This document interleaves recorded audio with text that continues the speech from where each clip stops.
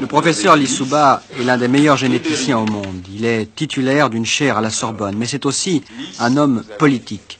En 1963, il a introduit pour la première fois le marxisme au Congo-Brazzaville.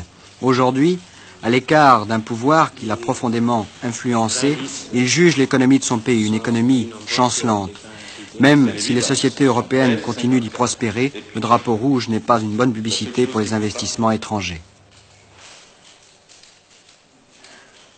Et quels sont les efforts que le gouvernement a pu faire, enfin les gouvernements ont pu faire au cours de ces 10 ans pour créer une industrie locale? Ces efforts ne peuvent pas être qu'internes. Il est évident que l'idéal serait, c'est un point de vue strictement personnel, l'idéal serait la mise en route de grosses industries à partir de nos richesses, à partir de ce que nous avons comme potentialité.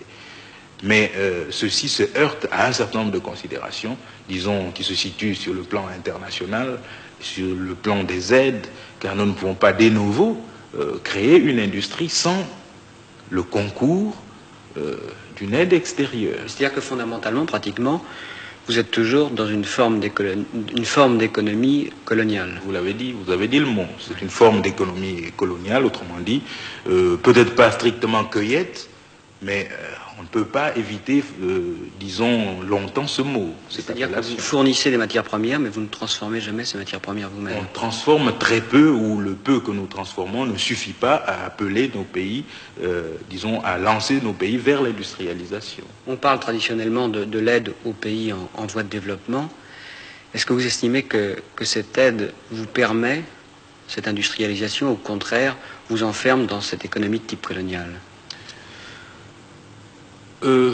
Nous pouvons dire que cette aide nous enferme dans certains sens. Je ne veux pas par là dire que l'aide est inutile, non. Je viens de vous dire tout à l'heure que pour faire une industrialisation, nous devons compter sur l'apport extérieur. Mais l'aide telle qu'elle a été dispensée jusqu'ici, en revoyant notre bilan, je parlais d'hôpitaux, d'écoles, etc., ceci, disons, nous a plutôt enfermés, parce que devant faire face à des problèmes de fonctionnement de ces structures sociales, c'est évident que cela nous crée des charges qui nous empêchent de nous tourner d'une manière fondamentale et décisive vers les problèmes d'industrialisation ou même vers les problèmes du monde paysan que nous avons délaissés jusqu'ici. L'aide vous coûte, alors? L'aide coûte cher. Sur ce plan, déjà, nous coûte cher du fait des dépenses, disons, induites, des dépenses de fonctionnement, et l'aide nous coûte cher du fait que notre économie est de cueillette. Mais est-ce que les Chinois, par exemple, ont mieux compris ce problème de l'aide qu'ils pourraient vous apporter?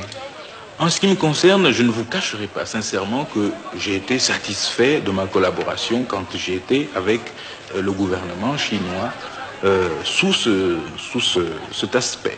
Je ne peux pas dire la même chose de tous les pays socialistes, bien entendu.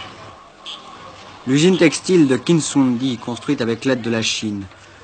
1300 ouvriers, pour l'instant en déficit, en fait une école de formation ouvrière et de formation politique. Unité, lutte socialiste. Classe ouvrière. Unité, lutte socialiste. Classe ouvrière. Unité, lutte socialiste. Cette usine devrait permettre dans 2 ans d'habiller tous les Congolais. Les citations, voyez à la page 143.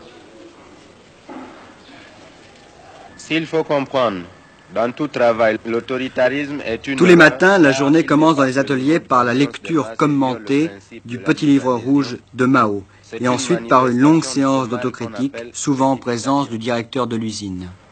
Puisque nous voyons parmi nous le camarade directeur. Merci camarade. Comme vous avez remarqué, camarade, que depuis